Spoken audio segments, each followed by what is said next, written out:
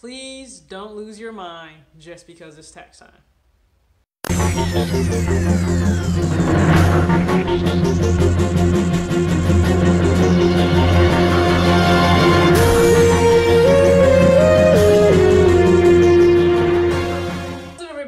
TJ here, back with another video. Thank you for tuning in so much, and this is going to be hopefully just a short discussion video, just like the title says. Don't lose your mind just because it's tax time, okay? And listen, I understand tax time is a glorious time for everybody, right? There's an influx of cash into the economy. Mind you, that just means a lot of you lent interest-free money to the government. I'm not going to touch on that though. But you got money back. There's an influx of money into the economy. For myself, who works for a retailer part-time, we understand tax time means we're all about to eat because people are coming in to spend money with us on kicks, on their kids, clothes, backpacks. It doesn't matter. People just want to spend because they have it. More power to you.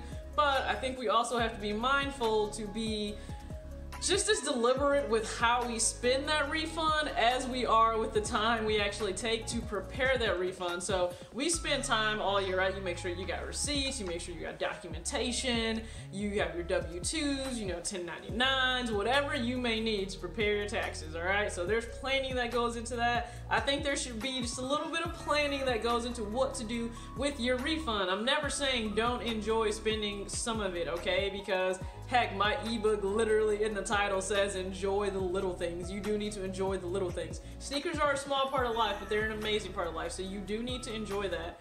But let's just give an example of how I would say to structure maybe a federal refund. All right, so we're just gonna give an example. We'll go ahead and throw it up here. So let's just say, for example, you get $3,000 back. Okay, so you get $3,000 back from your federal return for the 2018 tax year, and you're like, all right, $3,000. What do I do with this? Before you just go and blow it all on sneakers, unless you're about to just come blow it all in Kids Foot Locker when I am working that day and I get to claim those sales, I would say structure it like this. $1,000, save it or invest it, because that means that you're taking care of your future self. You always need to be taking care of future self, okay? Like, I understand you may have a job or you may even own your own business, but you're always your #1 employer, your #1 source of income. So for future you, save $1,000 or invest $1,000, okay? And invest it wisely. This isn't something that you go to touch immediately if you're gonna invest it, all right? This is long term.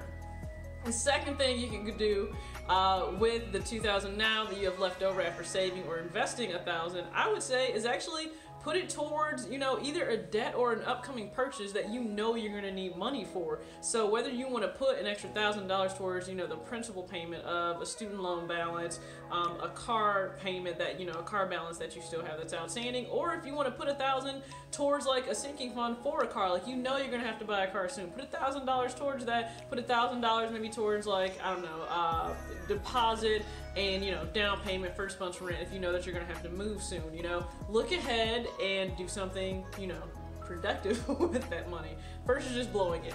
Now we spent $2,000. How do you spend that last $1,000? I actually like to gift to other people, probably more than I do to actually treat myself. So I would say of that $1,000 you have remaining, maybe even put $500 aside for future gifting. So whether it's for birthdays, Christmas, you have quite a bit that's already put aside now when those big times are gonna come where you got to take care of the kid's birthday, mom's birthday, brother's birthday, your spouse, a girlfriend. Christmas is gonna come around like it does every year, December 25th, and people act as if it's some mystery or shock and they don't have money for it. Put $500 towards gifting. Now you got another $500 to spend towards yourself. And I know people could think, why would I only spend $500 of $3,000 on myself? That doesn't really make sense. But think about this. A lot of the things that you are gonna go spend money on, it's a want, it's not a need. Like, a lot of us are blessed and not have a lot of needs. We have a roof over our head, we have food on the table, clothes on our backs, we have a vehicle to transport us from here and there. We don't really have, needs, we have wants, and I think we do get those confused. So just to keep